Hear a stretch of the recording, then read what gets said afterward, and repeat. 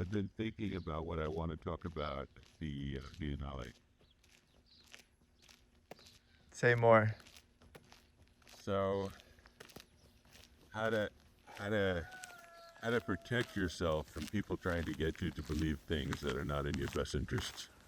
But do you believe things because they're in your best interest, or do you believe things because they're true? I believe things so I can flourish, and I let the universe take care of the of the issue of whether or not they're true. But you pick your beliefs based on their ability to like make you flourish? Is that some sort of like Yeah, pragmatism? yeah, yeah. It's pragmatism. And so give me an example of a belief that someone might make you want to believe that wouldn't make you flourish.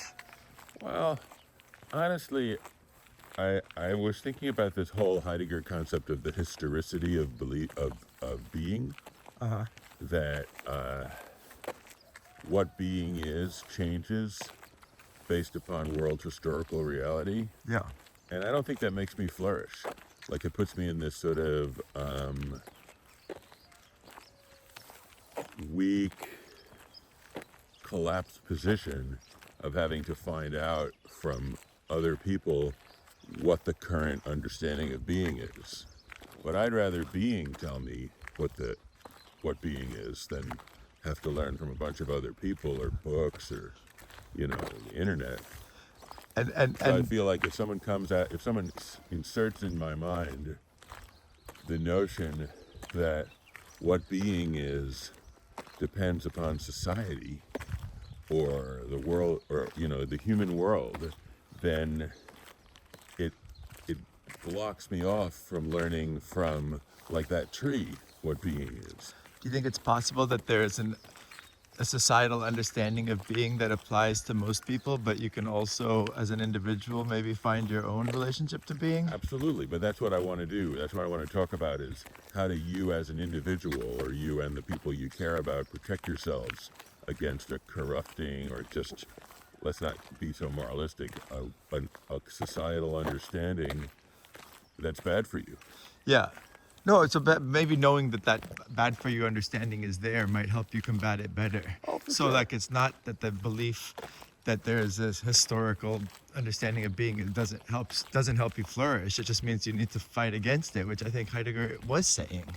Right, but we have to be very careful between, like, it's just a fact that there's a bunch of, weirdos and malefactors and idiots out there who have a bunch of messed up ways of thinking about the world. Like, that's true. We don't need Heidegger to tell us that. And the idea that somehow it's woven Let's go that way. into the nature of reality that right now you need to look at things a certain way. So the first one is true. It's obviously true. There's all kind of people trying to sell you all kinds of things, and that includes Mark Zuckerberg, and that includes Heidegger, right? But what I'm interested in is like, how do you defend yourself against those things that can kind of creep in? I mean, it's very, what do you call it? It's very understandable. Like, I don't think you should beat yourself up because we're all looking for, some degree of safety, and we're social organisms and we seek acceptance by groups. And, when we come into the world, whoever we are, we're very weak and defenseless. So it's natural to kind of go out into the world and try and find a daddy. I But don't I want think to be a lot of these people take advantage of that. I don't want to be Beating- presumptuous and speak for Heidegger, but I think that what he's saying aligns much more with what you're saying than you're saying. Oh, I think okay. that But he I'm was just saying warning us. he's He not was my warning daddy. us. He's not my daddy. You wanna be so your I own need- daddy. I need to be aware. I need to be able to defend myself against him, even if many of the things he says might be helpful. I don't know, but what I'm looking for is a set of rough and ready rules. Life hacks to avoid, because that's one of the ways they get you, right? Walk more in the street because my knee is bad. Oh, sorry. No, it's okay. I just need Even like even cults, ground. even like L. Ron Hubbard, right? They get you by telling you a few things that are true, and that's like the it's like it's like apps that like you get it for free and it provides you some service. But if you happen to download it onto your phone, pretty soon you're paying money and it's sending you ads. So I think Heidegger is like that. I think he's like an app that you can download onto your phone because it provides some good services. But then all of a sudden there's all this other stuff popping up all the time. And so we had this amazing philosophy conference this weekend. It obviously stimulated your brain. Yeah, absolutely. So that's a good part of the free part, right? Absolutely. No, I'm not. I'm just interested compared to philosophy, like academic philosophy, to just shift the emphasis from learning what other people thought, particularly famous people, particularly dead people, to being aware of what are all the possible, I don't know what even to call it. I'll just say informational. I don't like that word. All the possible information that's streaming into your sensitive soul from every person you meet, and like the weather and the dirt. Yeah. Like just This is part of your move towards Whitman too. Yeah. Not to invoke another dead white man, but yeah. But so like there are these lovely structures that have been built by the ancestors, right? But I'll give you an example. I went to see so-called Montezuma's house in Arizona, and it's like a 700-year-old indigenous multiple dwelling, like an apartment building up on the cliff. And the U.S. came in and they were asking the local people, how do we preserve this structure? And they said, structures are not supposed to be preserved. When people move out of them, it's made of like mud and wood.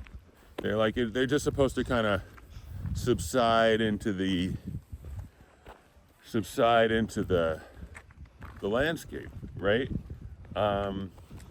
So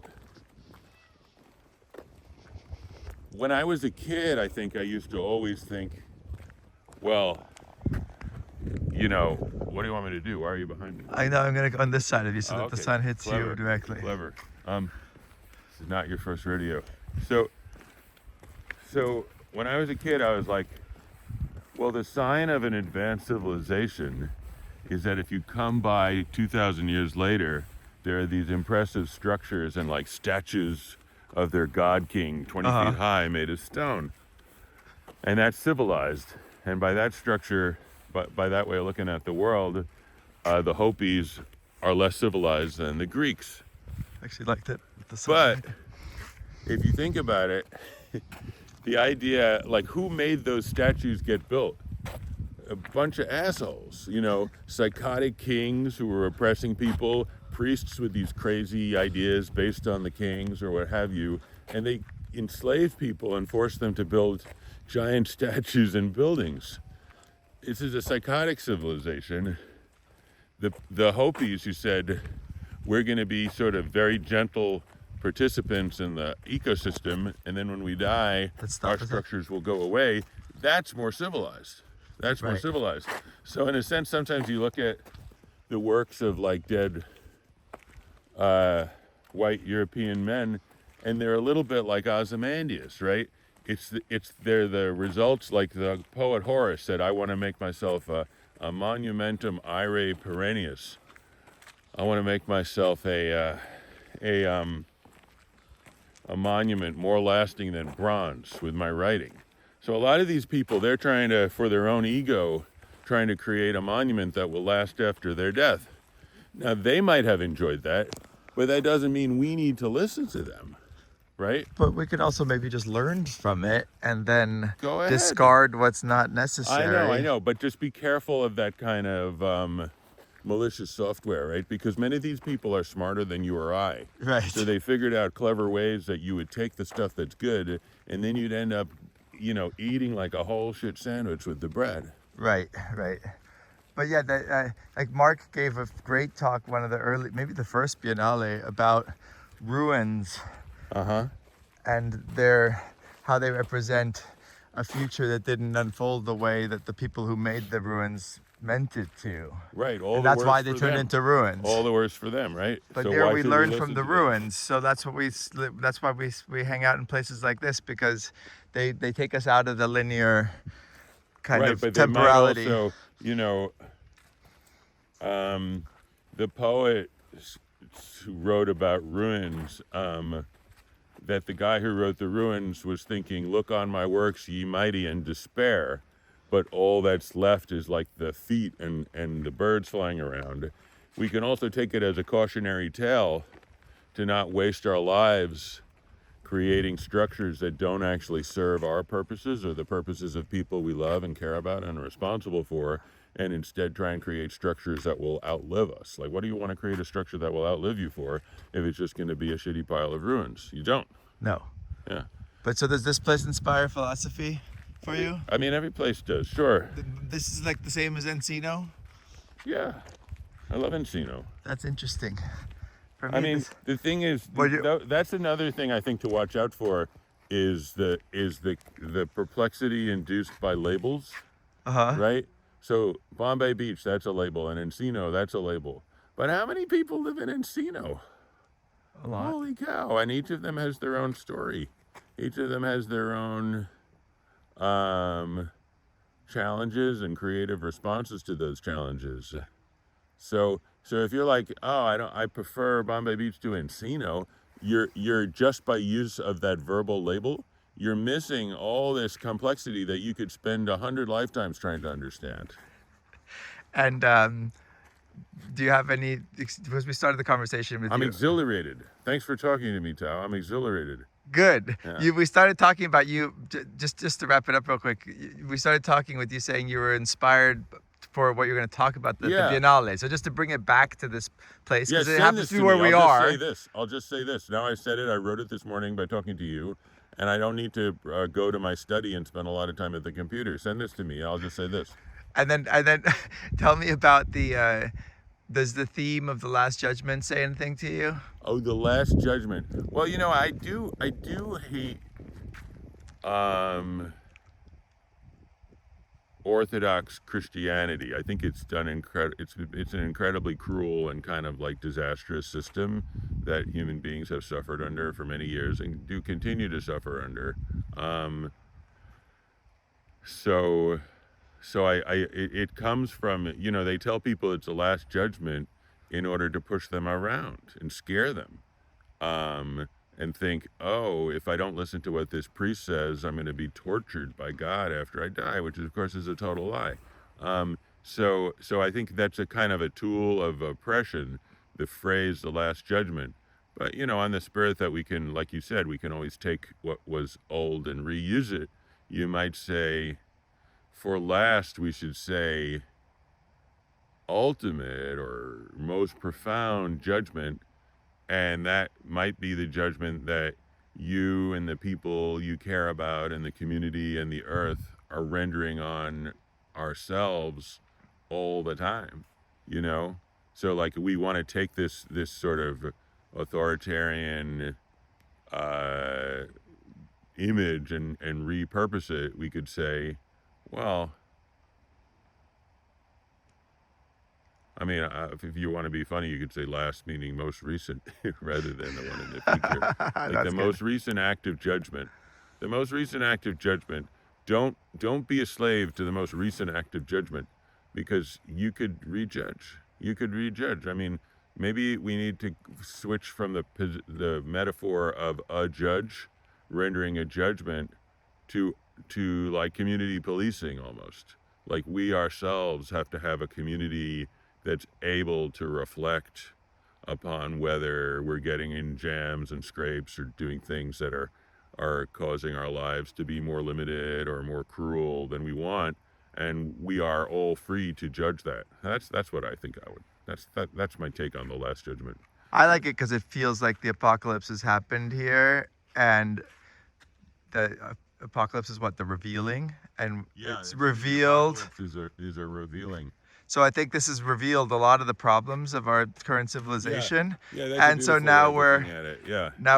we're called upon to, the judgment is also discernment, right? It's like Yeah, it is. so I think that we're called upon now to like come up with new ways of organizing ourselves, of being human, Yeah. and of Yeah. prioritizing and privileging things maybe that we don't privilege in Encino. That's my take on why this is different from What are the things Encino. people don't privilege in Encino? When was the last time you were in Encino? I mean, I've driven through. I just picked that You as a driven random through place. it. I'm That's just the thinking, problem. yeah. There is no random place. Like, that's the thing, is I'll just pick a random place. There are no random places. I can't walk down there because I'm afraid I'll mess up my knee. Don't mess up your knee. Okay, that's a good little chat though. Okay. It is. More soon. What are you gonna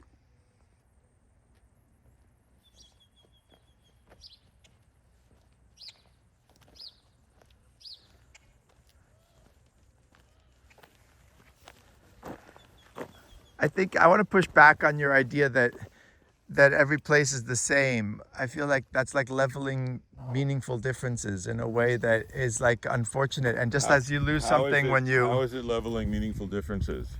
to say that it's just, I mean, to say that it doesn't matter if you're here or there, just because there's interesting people in both places, takes away the ability to respond to the beauty of the particular place in a way. How does it do that? You said it doesn't matter if you're here or there.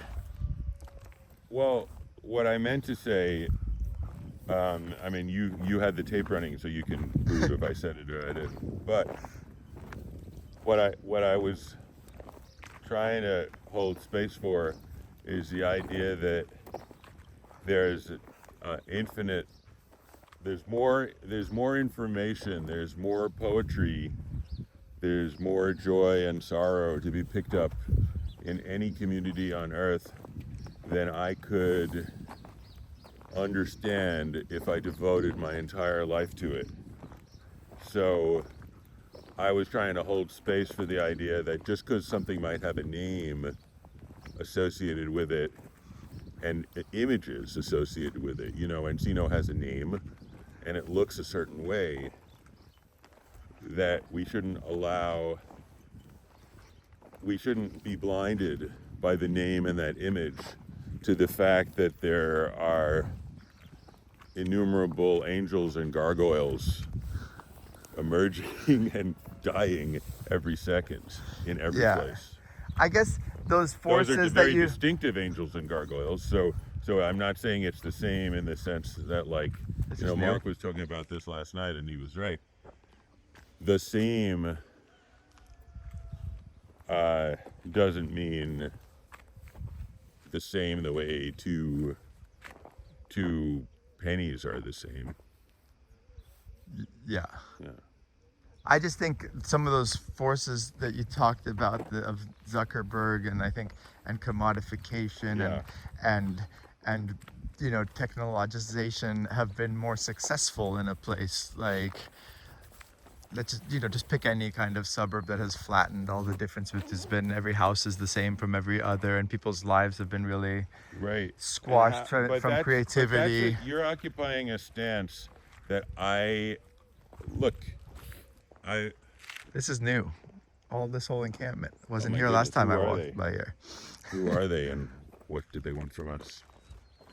This is cool. Yeah, I mean, I'm in a sense sort of fighting back against something that I absorbed, and I kind of want to vomit it out because I don't think it's terribly healthy for me. And it's this idea that there's a stance where I can look out at the world and say, who are the better and who are the worse amongst my fellow humans?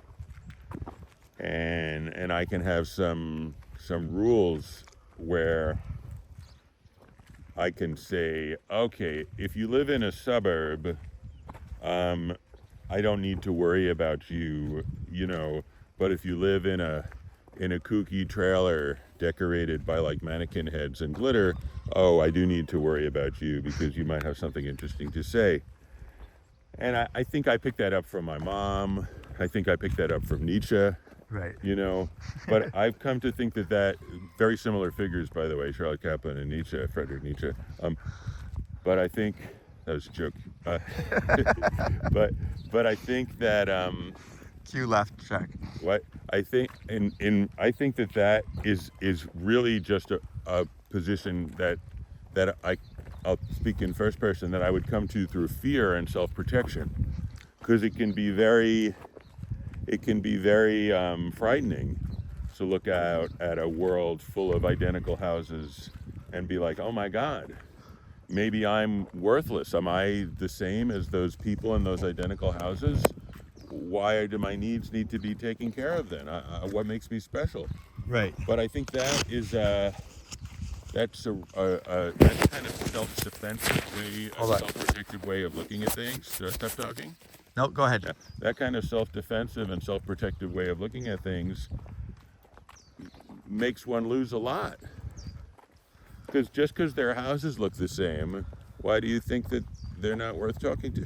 I wasn't saying they weren't worth talking. I mean, sometimes it's cheaper to get a house that has a plan that you can just get at the store rather than decorating it yourself. It doesn't mean the person inside there, you don't know the measure of the man or woman's soul because they live in a house that looks like their neighbors. Yeah, no, I guess I wanted to more positively celebrate the places that still have resisted that, rather than condemn the people who live in that other way. I just want to nurture the places that have been forgotten in a way, and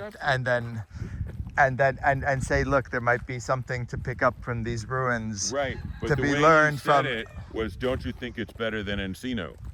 And that's what I'm have to roll back afraid the of. tape. Yeah. I think if you say, don't you think it's terrific? Yeah, it's awesome. I love it. I'm here right now. Yeah, you said it was. You said once that you found this place to be a little bit of heaven, Yeah. which is like a lot of people wouldn't see that. They'd see this as a hellish landscape of ruin. Why are we in dialogue with what a lot of people think? I don't know what a lot of people think, and I don't care really, as long as they leave me alone. Yeah, I guess I'm interested in how both unique people and unique places might like illuminate things in a way that we're not used to, and point out. What do you think of the claim that everybody is unique? I mean, in a sense, it's literally true, right? Yeah. Yeah, everybody's unique and every place is unique. Yeah. So that's you want to like remind us of that. I want to remind myself of that. Yeah. Because I think it's very easy, and in a sense, you are sort of falling in a weird way if you're worried about, or I'm worried about what are the prevailing pieces of bullshit that are toxic.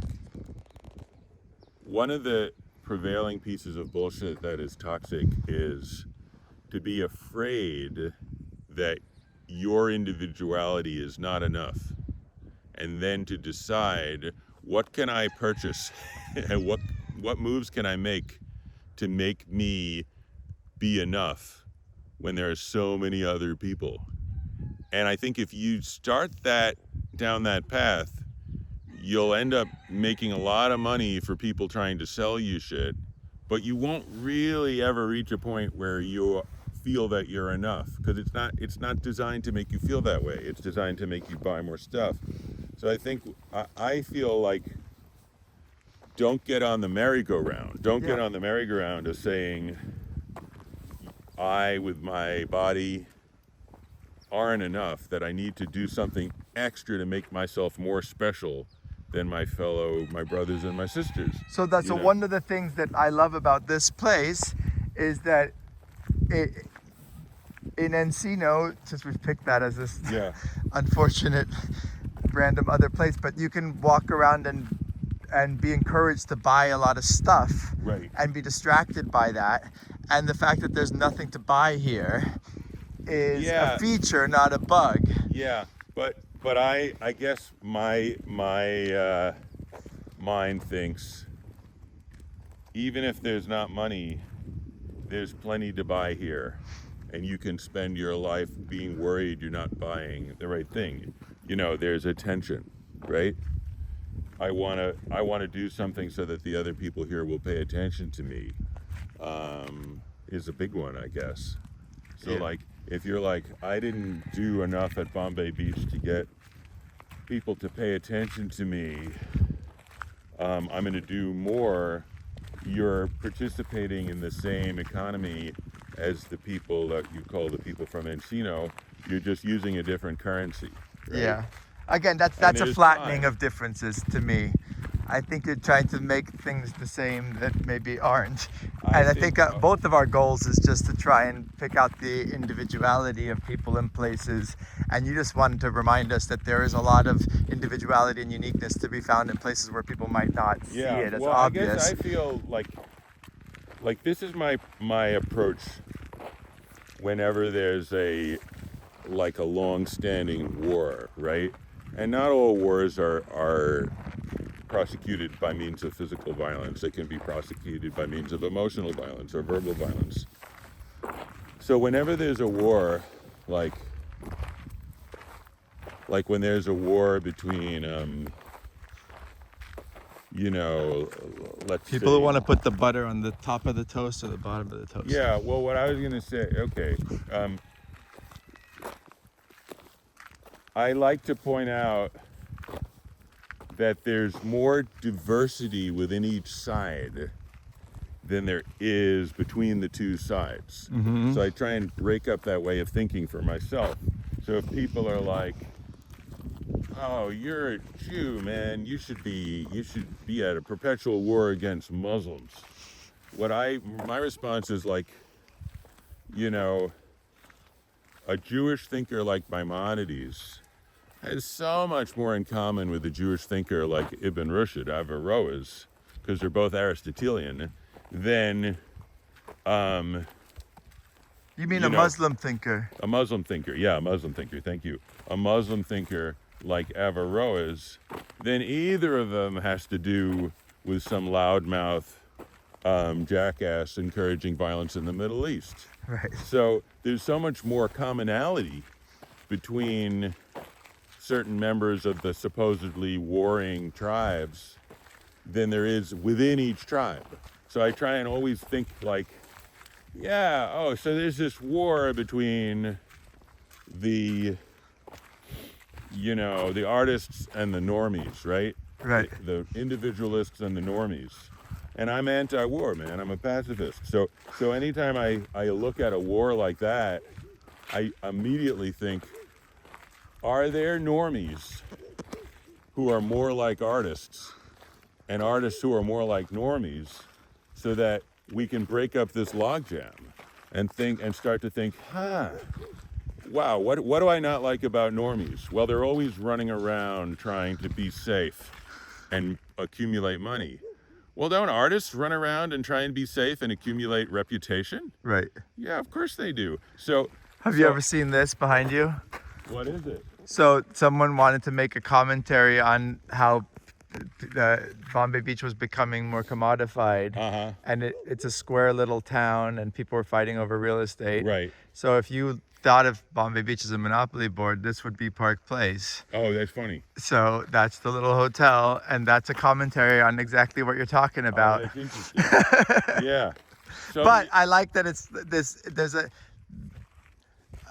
maybe the commodity is originality, and therefore you could dismiss it and say they're just like seeking maybe you're an originality millionaire, and Yeah. you want to make sure that other people don't get too original, because then you will have less. But I also think that a place like, you're not going to see this type of sensitivity to what's actually going on and interpretation of it in a Walmart parking lot, because I think the Walmart parking lot is structurally made to discourage creative and original thinking. Maybe. And I think we should have fewer Walmart parking lots and more places like this that encourage The only sensitivity to the environment. thing, I suppose.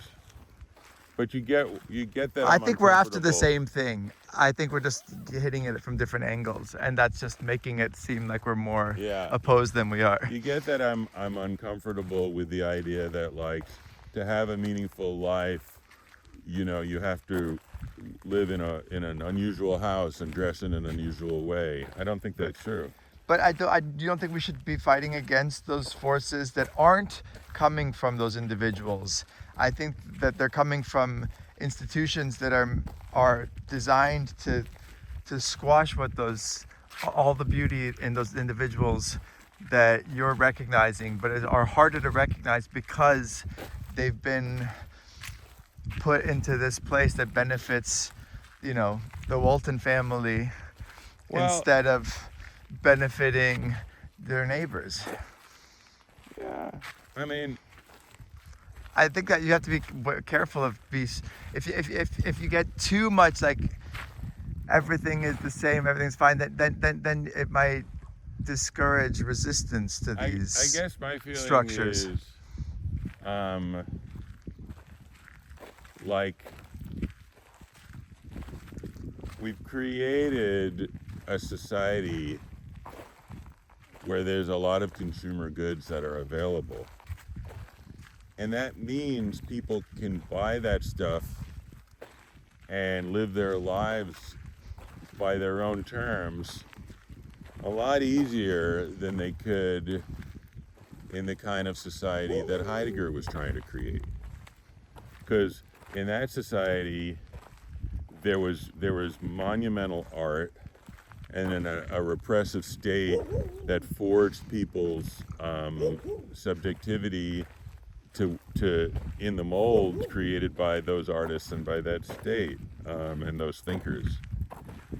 And the Walmart parking lot is like, here's all this material abundance, do with it what you will. I mean, I do think there should be a strong union, I absolutely.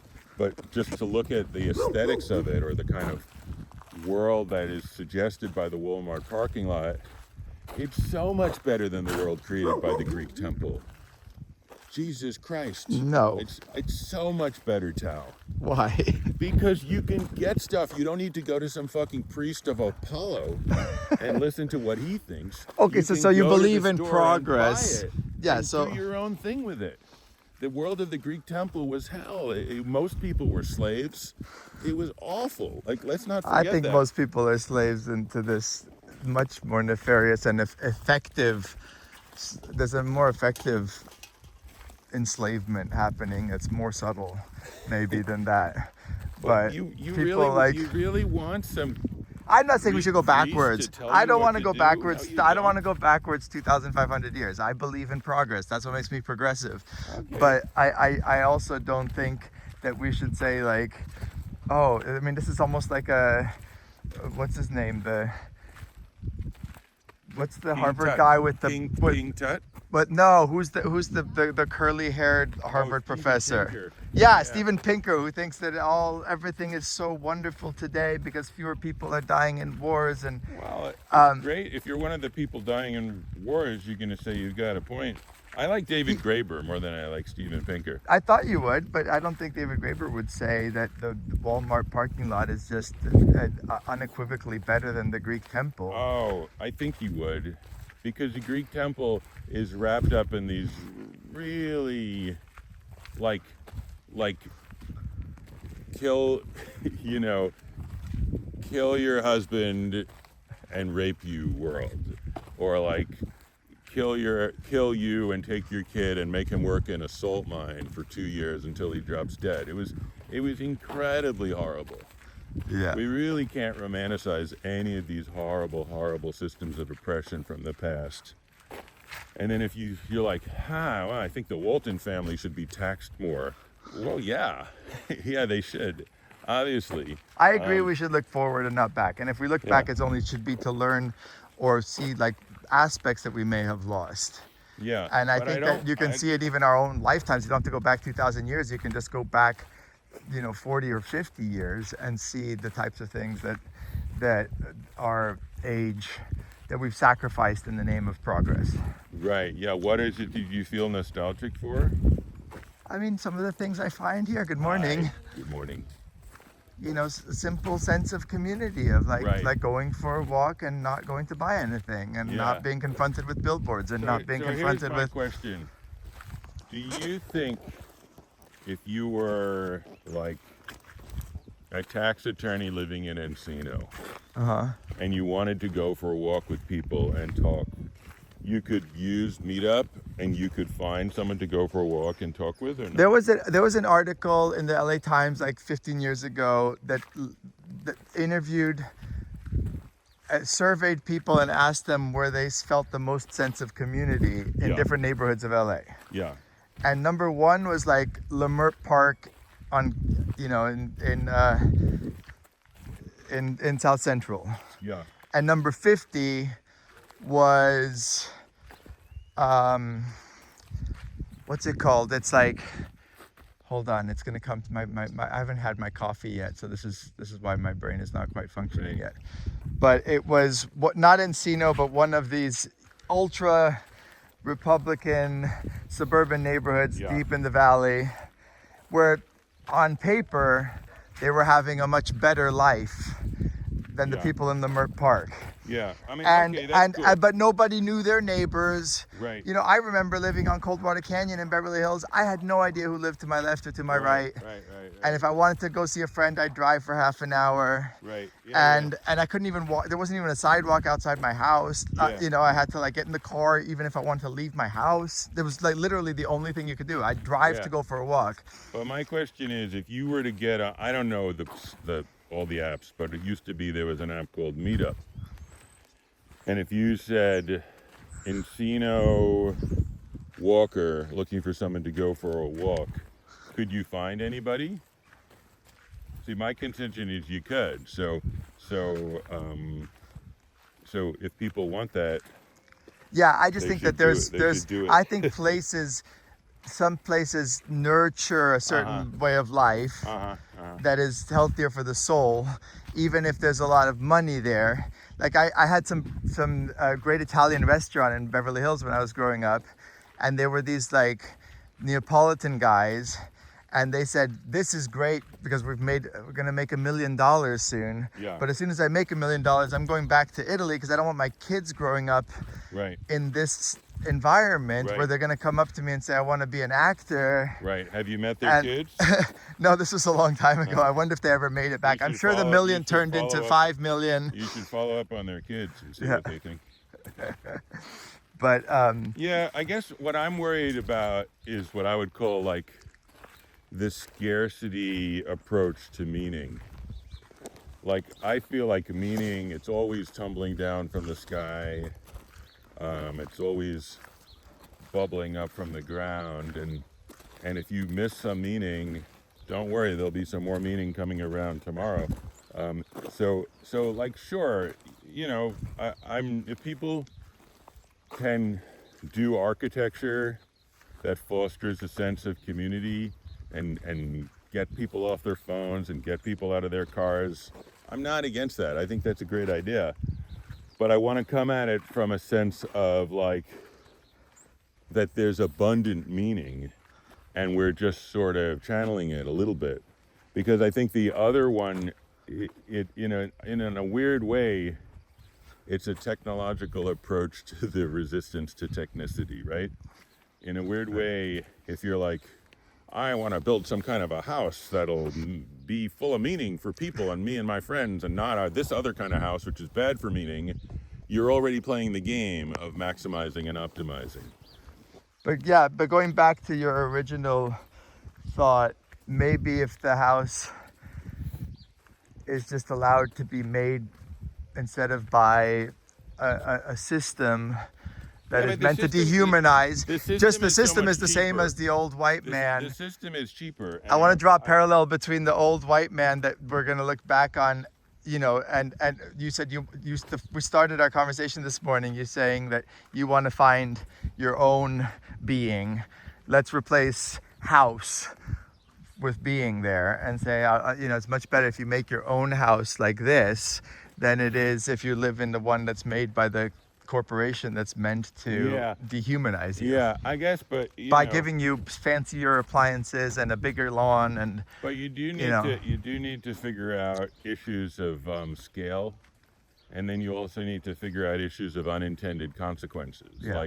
Like I don't know if 300 million people in the U.S. could live in a Bombay Beach style, like I don't know enough about But for example, the people urban will planning issues people of but Bombay people Beach. will spend more money to live in a bigger house that's farther from work, not realizing that actually driving through rush hour Right. creates more unhappiness than the happiness of having a bigger house gives you. Right. And you're Yeah. much better off living in a smaller apartment in that you can walk to work. Um, Yeah, I agree with you. I had a funny discussion with somebody about fresh squeezed orange juice because her husband was going to go to some kind of rough meditation retreat in some rough, wilderness setting, and she's like, he's more of a fresh squeezed orange juice at the Four Seasons kind of guy.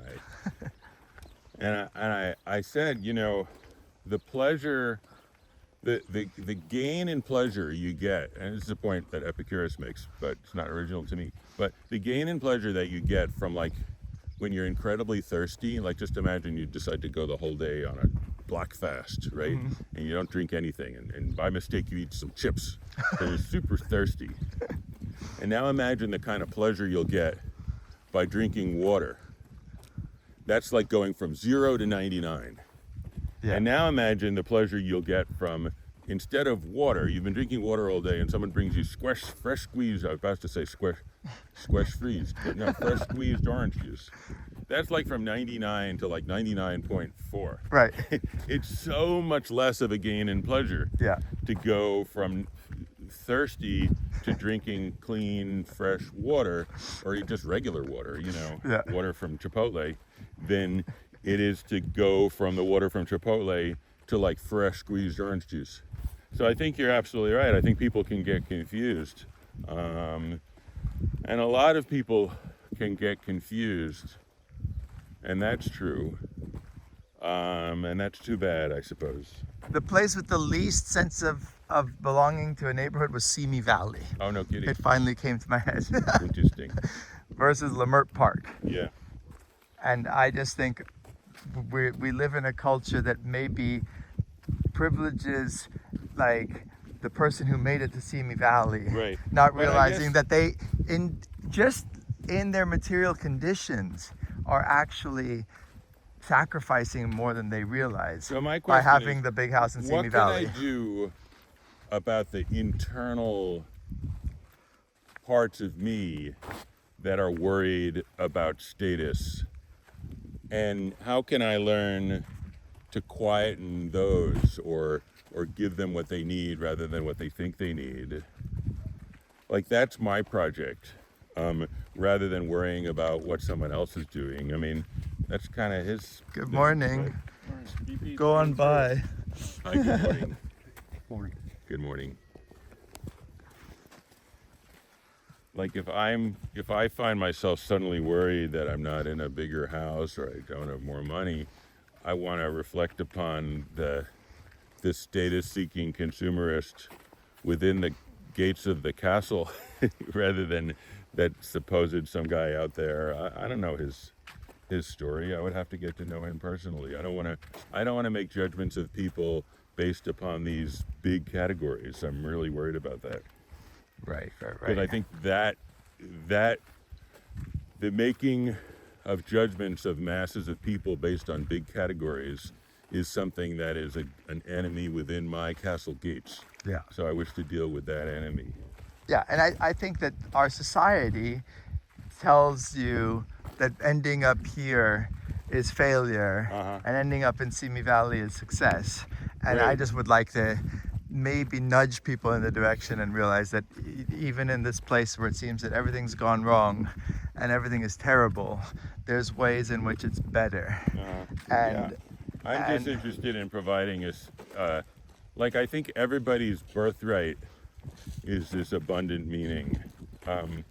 Whitman. Let's go back. He has this cool thing. He uses the word God, but you could use the word meaning. But I'll say it with God because that's how he said it. He said, I can't tell you how little I'm worried about God and how little I'm worried about death. It's impossible to say to you how little they matter to me. But I will tell you that whenever I walk down the street, I see letters addressed to me from God. But he says an amazing thing. I don't even bother to bend down and pick them up because I know there'll always be more letters every step of my journey. So I feel that way about meaning. It's like, I'm not worried that if I have to live in Encino and work for a tax attorney or something like that. What if you're working for, you're working for Walmart? Yeah, so if I'm in Encino and I'm working for Walmart, I'm not worried there won't be meaning. There will be abundant meaning, letters to Eric from meaning every second of every day. I'm not worried about running out of meaning. And I think the second I have a scarcity attitude towards meaning, it's like I'm committing like a sin. If I agreed with you, we'd both be wrong. I'm not worried about being wrong. I think it comes from the same idea. What's wrong? What's right? Yeah, I think you're There's rightness. I Every love I second there's like rightness the bubbling up. motivation behind this mindset, but I think that there's an unintended consequence, which is too much leveling. What's wrong with A leveling of differences. Because I think that the that's beauty thing is that in I the accepted meaningful from- differences. I accepted from Bert Dreyfus this fear that there'd be leveling. But again, my response to leveling is to take a good look at the difference between one day in Simi Valley and the next day, between one moment in Simi Valley and the next moment, between one person's face and the next person's face. Like, to pay attention to that. Hold on, I want to try and make our way to the B back because it's going to open. Do you know what time it is? Well, I can find out. It's 1 minute to 8. Okay, 8 o'clock the coffee shop opens. Okay, well, you need to find a way to get down that won't damage your knee. Exactly. Where's the next? There's no staircase, but there might be a place where there's like a kind of impromptu ramp. Okay. Okay, I think that. we've now had an hour-long conversation. Amazing. Right? Stop. I feel we could have done that if we both lived in Encino and worked for Walmart. But you have to. There wouldn't have been anything stopping us. I mean, I do think that they need to be beaten down with unions. What about the fact that like these phones are making it harder or less and less likely that we have conversations unless they're used in this way? I use the phone to bike. Yeah. That's why I don't want to go back to ancient Greece. But I also want to recognize that we could have spent the time, sitting looking at our own devices, or we could have had a nice, meaningful conversation. And those two are different. Well, it depends what you're doing on the device, right? Okay, we're gonna shelve this for now.